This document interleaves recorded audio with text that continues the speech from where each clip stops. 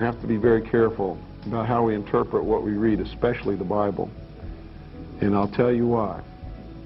When I research these secret societies, and I research the Bible, and by the way, I'm a Christian, so if you're a Christian, don't think I'm knocking your religion. I'm not. I'm just telling you what I've found. I have found that at the very heart and core of all these secret societies lurks the Kabbalah. The Kabbalah is the ancient Jewish mysticism. It is a method of encoding information through a system of mathematics and numbers. It is some of the most ancient knowledge that man has ever possessed and has been kept secret and given only to those who have proven themselves worthy through the process of initiation. Nobody knows where it comes from. I can tell you this, it was there long before the Jews came along. The Jews just took it and preserved it, and they passed it down, and it's used by everybody. Because it's at the heart and core of the secret knowledge, the metaphysics, the real science that none of us know anything about. These people that belong to the secret societies never dared to write down in any language what they knew, what it was that they were guarding, because then someone could steal it and then the secret would be out. So they devised secret systems of encoding the secrets of the ages, the knowledge, the hidden knowledge, the occult. Now, occult doesn't mean evil. It doesn't mean the devil. It doesn't mean Satan. Occult means hidden. It means hidden. That's all it means. So they took this knowledge and they made it occult through a system of encoding, encryption, one of which is mathematics, numbers. Another is architecture. Everybody wonder, why do they have a fraternal organization called the Freemasons? Aren't those the guys that build walls? You bet they do. But every wall they build contains the secrets that have been kept and maintained throughout the ages, and it's encoded in the architecture and in the measurements of the buildings and in the mathematical formulas used to derive the geometry and the shape, the length and breadth and height of rooms. It's all encoded there. If you get into understanding secret societies, we're talking about Freemasons, Oddfellows, Kabbalistic groups, you will find across the board that the foundation for these occult groups is the Kabbalah. And Gematria, which is Kabbalistic numbering, is very important within Kabbalah. So basically what I've just told you is like the foundation, the secret hidden knowledge for so many of these groups all goes back to Kabbalistic number systems. Again, this is repeating what I was talking about, how gematria and numerology came from Babylon, Greece, and the Jews. And the ancients said that the numbers were given this kind of occult science was given to them by the fallen angels.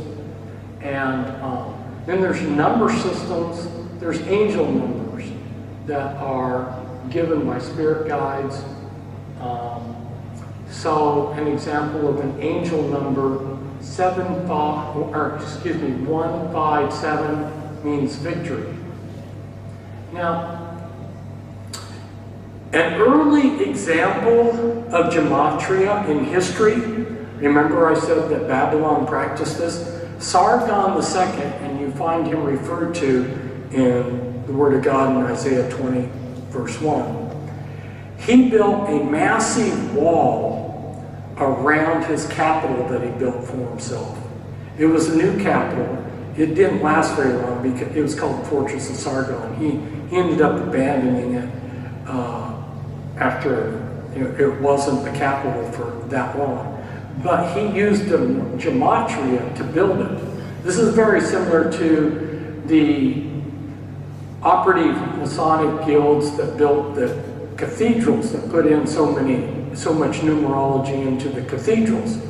So he took his name, his title, and the numerical value of his name was 16,283. So he made the length of the wall around his capital exactly to match his name, the numerology of his name. And it had 157 towers. As you see here, I give you 157 means victory. And so here is the control mechanism diagrammed out. Both of these diagrams are very popular. The one in the upper right has been copied hundreds, if not thousands of places in people's books and on the internet. You will see it very frequently. It was even in, like David Icke used it in at least one of his books. Generally, when it's used, they leave off the fact that it says copyright Fritz Springmeier there, and a lot of times people have no idea where it came from.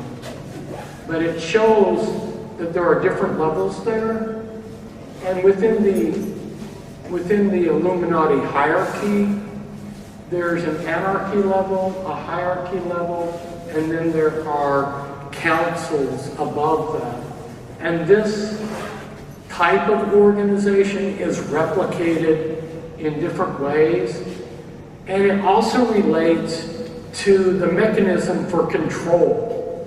And so even though I have explained the diagram over here on the lower right, and I've explained this over the years many times, I'm going to explain it again because it's so critical to understand the control mechanism. I was reading a Gnostic tome, one of these books that probably gets read once every 100 years, a dusty tome. I don't even remember the title of it. And I was like in the middle of this boring, dusty Gnostic book. And all of a sudden, the light went on when I read a paragraph. And I realized they just told me in this esoteric language how the control is done. The control works off of 3 mechanisms. First, they say that they have hidden knowledge. Now, knowledge is power. So if I say I have hidden knowledge, I have secrets, I have this knowledge that will give you all this wisdom and power, what does that do for me? I create an instant power base, and you are now dependent on coming to me to get that information. So the first part of this whole control mechanism is making you dependent on receiving my hidden knowledge. And that can be given out in many different ways. For instance, and the way that they do that can be very subtle. For instance, the Watchtower Society, which a number of my books link to the Illuminati as Illuminati Front. In the Jehovah's Witnesses Watchtower Society's material, they say, you must stay in touch with the Mother of God. Well, the Mother of God is the Watchtower Society. And you must stay in touch, read our material. They put out a Watchtower magazine twice a month, and in between that, they put out an awake. And to stay in touch with God, you have to read their material, which is a very low-grade but effective form of mind control. But so they're making you dependent, and they're dishing that out periodically in a time fashion. That's how they're dishing it out. But if you would go to Freemasonry, how do they dispense this hidden knowledge? They dispense it by you pay like $100 for each degree or 110. It's varied in various countries and in various lodge systems how much you have to pay for each degree. But I'm just giving you an approximate figure there, maybe 110, might be even more now, that you pay for this degree. And then when you take that degree and you're initiated, they are going to give you their hidden knowledge of that degree. They are making you dependent upon them, and then they are giving that out in increments. That's the second thing. The second part of this is to dispense the hidden knowledge in increments so that you make the person dependent on them.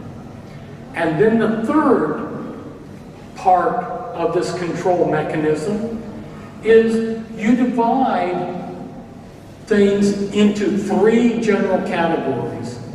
You have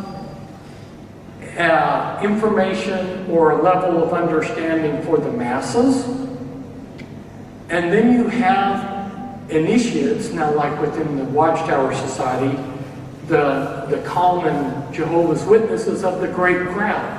He's told that he's not going to inherit heaven. He's told that the Bible wasn't written to him, and that he can't receive the Holy Spirit. So he's strict, he's prohibited from gaining access to those things, so he's dependent upon the Watchtower Society. And then there are initiates, which is the anointed. And then you have cover ruling bodies, which in the case of the Jehovah's Witnesses are the governing body. But this template here, if I took the time, I could go through many, many different organizations and show you how this template is used repeatedly with many different fraternal organizations and many religions. And sometimes, like in CUT, Church Universal Triumphant, they will subdivide a particular section. So like the lower third, which is for the common masses, they might subdivide that in 5 or 10 subdivisions. But this general pattern, remarkably, once I caught on to this, I saw this template being used repeatedly. Now let's look at the Catholic Church, right? At the bottom you have the laity, right? And then above that you have the clergy. And then above that you have your ruling groups, the cardinals, right? People, these councils in the Vatican. And then I discovered that the cover ruling body was oftentimes placed there to mislead you as to who was actually running things. The cover ruling body was just that. It was to fool you. Oh, okay, the cardinals in the Catholic Church are not really running things. Somebody else, there's some string pullers. So like in the Jehovah's Witnesses, they had and I don't know if he was a Freemason. Some people think he may have been a Freemason. But when I wrote my Be Wise as Serpents book in 1991, the president of the Watchtower Society was Freddie Franz. He was 99 years old. He was bedridden. So when the organization needed to know what to do and needed a decision from Freddie Franz, who was a 99-year-old man, almost ready to die, he's died since then, they would send in this Iraqi Jew, Nathir Salih, and Nathir Salih would go into the room and come back, and he, you know, he had occult jewelry on his finger. He would come back with the answer. So there you see that there's secret, hidden string pullers. And my investigation showed that the key string pullers all in there are Illuminati Satanists or Luciferians. So if you think of each of these pyramids as a different religion or fraternal group, you have many different pieces of the pie. And remember that principle, divide and conquer. This is the most perfect control mechanism, because the people out here, because all of these divisions, You have the Jehovah's Witness fighting the Catholic down here. They never rebel against the control. The control's coming from here, right? From the center. But they're not going to rebel. But let's say, for some strange reason, at the bottom here of the pyramid, that some Jehovah's Witnesses would want to rebel against their hierarchy. And actually, to tell you, in working with Jehovah's Witnesses, which I did for many years, I would ask them if they knew who was the president of the Watchtower Society, and they were afraid. It was like asking someone in Stalinist Russia a question, you know. Some of them were actually afraid to even know who was running it. And sometimes they would say, no, I have no idea. I was rather shocked. But anyway, let's say someone at the bottom, by some strange quirk of fate, would decide to rebel against the center. The priest category here is a buffer zone to protect the Luciferian hierarchy in the middle. So they keep everybody on the outer fringe distracted, fighting each other. The Mormon is fighting the Jehovah's Witness, fighting the Catholic, fighting the Protestant, fighting the Masons. Out here, it's perfect and divide and conquer control mechanism. So this is the template for how they are doing it, and it's all based on knowledge is power and using that power, even if they don't have it. If I say I have hidden mysteries, I have secrets, you don't know what I have, so you don't even know whether I'm truthful or not. You know? I might not even have anything for real, but I create the instant power base by saying I have that. And so as you go up the degree system, like in Freemasonry, they redefine terms. So if you know the square and compass of Freemasonry, when you start out at the bottom in the Blue Lodge, which most Masons stay down here, this is the Blue Lodge, and then the next level is the Red Lodge, and then above that is the Council of the 33rd degree, Supreme Council of 33rd degree. You are told when you begin, the G in the square and the compass stands for God. And then as you go up, you're told, no, it actually, the secret meaning is gnosis, the secret knowledge. And if you get up higher, it stands for the genitive principle, which means buggering little boys. You know, the reproductive sexuality that gets perverted and supposedly gives you spiritual power. My observation has been that they are people try to control the thought processes and the public opinion of every nation that they can. And they do that through the education system. They do that by controlling the politicians, and they do that by controlling the press and shaping public opinion. They also do that through Freemasonry and other secret organizations, through infiltrating various churches, et cetera, et cetera, et cetera. Okay.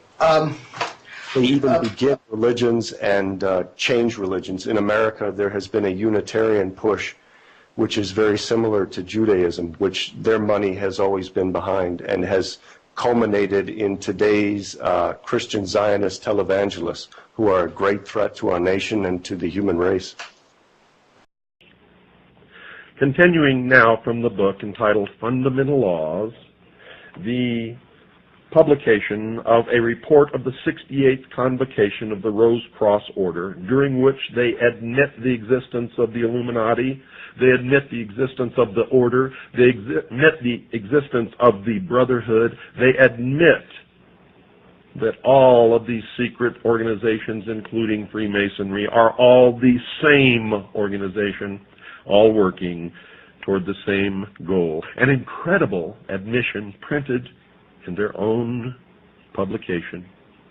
a hardbound book found up on a dusty shelf way back in the rear corner of an old used bookstore. Quoting again from the book, the American constellation of 13 stars set in the form of a double triangle was foretold by Merlin of King Arthur's court, and the philosophy of the Holy Grail and of Egypt's glory and Solomon's temple has been the day star of every great American statesman from Washington to Abraham Lincoln. Now, if you've been listening to this program, you know the day star is a reference to Lucifer, the light bringer, the angel of light, the morning star, also known as the son of the morning. After the ceremonies in the grove, there was given in the dining room of Beverly Hall at midnight a feast of the gods, at which neither meat nor spices formed part of the menu, but only fruits, nuts, and other products of sun-kissed foods. And that should tell you something about sun-kissed oranges. The conclusion of the rites was held at sunrise in the grove with a musical communion service at which nectar of roses distilled from the 30,000 roses blooming each June upon the lawns at Beverly Hall was served as emblematic of the wine of the soul, and for this service the rose bushes were planted several years ago. This is also from the book, folks.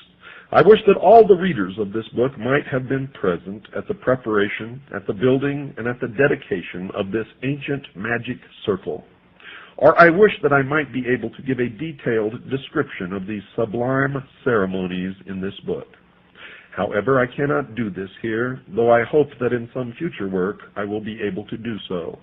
Sufficient be it to say that when the stone made out of cement by one of the brothers was nearly finished, the dedication took place, and the emblems placed in the stone itself before it was completed were the American Beauty Rose in full bloom. This as a representation or symbol of the soul that has reached full illumination.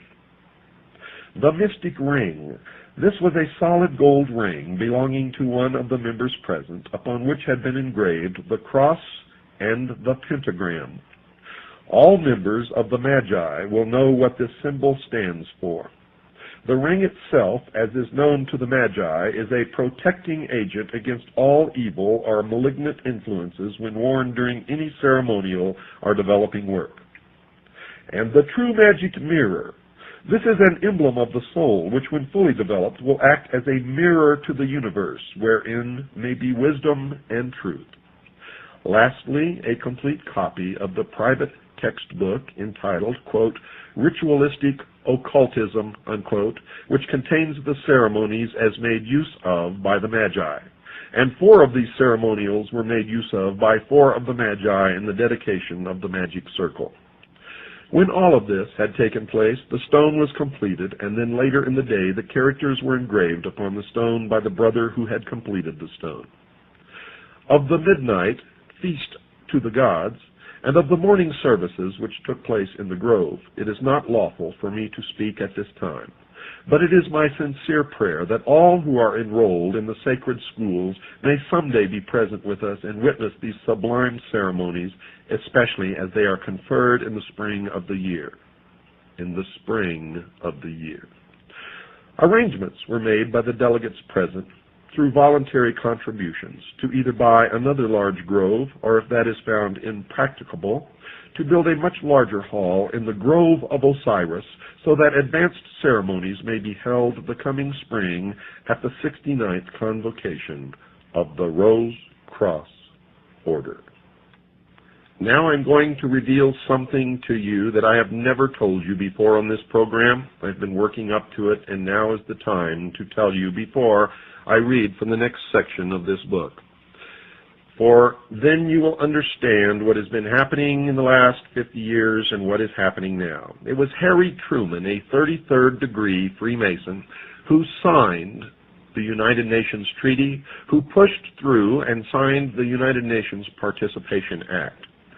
It was also Harry Truman, a 33rd degree Freemason, operating in concert with Wild Bill Donovan, the head of the OSS, a member of the Sovereign and Military Order of the Knights of Malta and of the Order of the Knights Templar, who created the National Security Act, pushed it through Congress. Harry Truman signed it.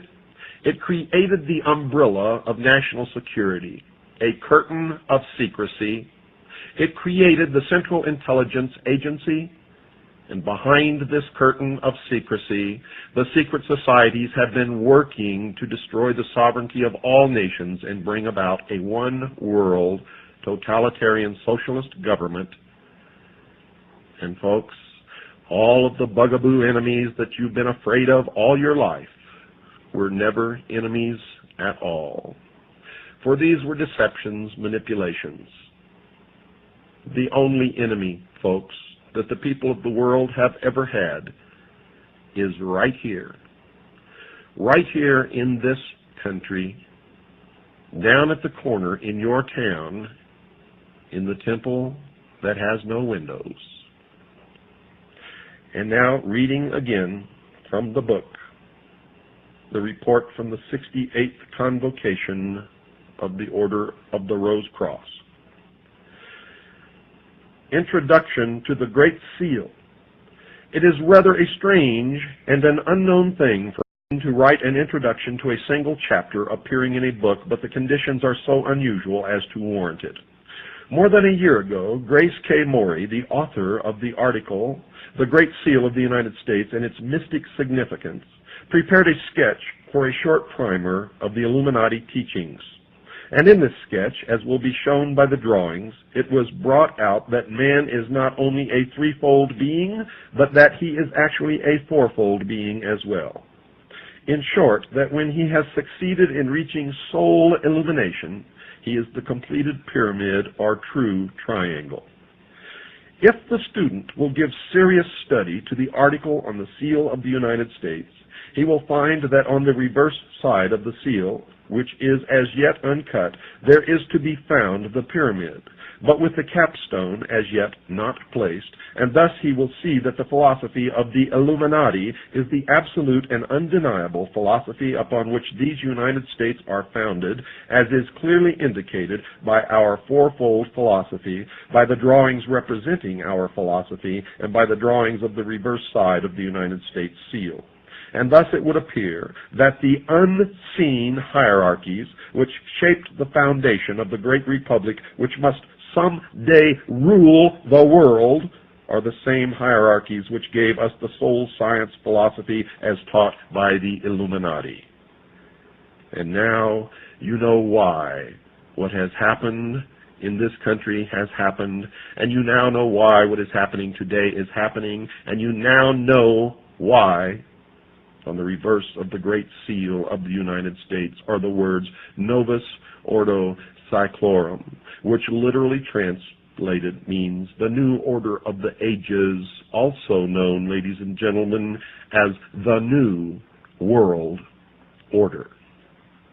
Now you know that the New World Order is being brought about by the intelligence community and the secret societies whose headquarters are in the United States of America, just 13 blocks from the White House. Now you know, in the incredible admissions in their own writing in this book published by the Ancient Order of the Rose and Cross, now you know that the Illuminati is real, that Freemasonry is a part of the Illuminati, that the Rose and Cross is a part of the Illuminati, that they are also called the Order, the Brotherhood, that they also consist of the Knights Templars, they also consist of the Knights of Malta, and all of the other secret societies whose organizational structure is in the shape of a pyramid, with a few at the top who really know what the great work and the great plan is, and a whole bunch of slathering idiots thirsting after the secrets on the bottom who will never, ever know anything.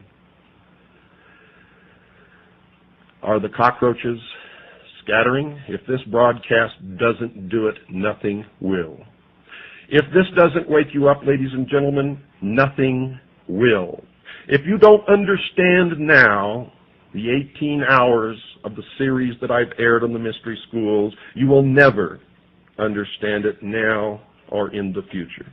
If you don't know where we're headed now, then you never will. If you are not concerned now, then you have already placed the chains upon your ankles, and you have already watched freedom fly. And I am telling you now, their goal is to destroy all other religions save theirs, destroy all existing nation states save theirs, and shackle the mob, and that is you. Good night, dear listeners, and God bless you all.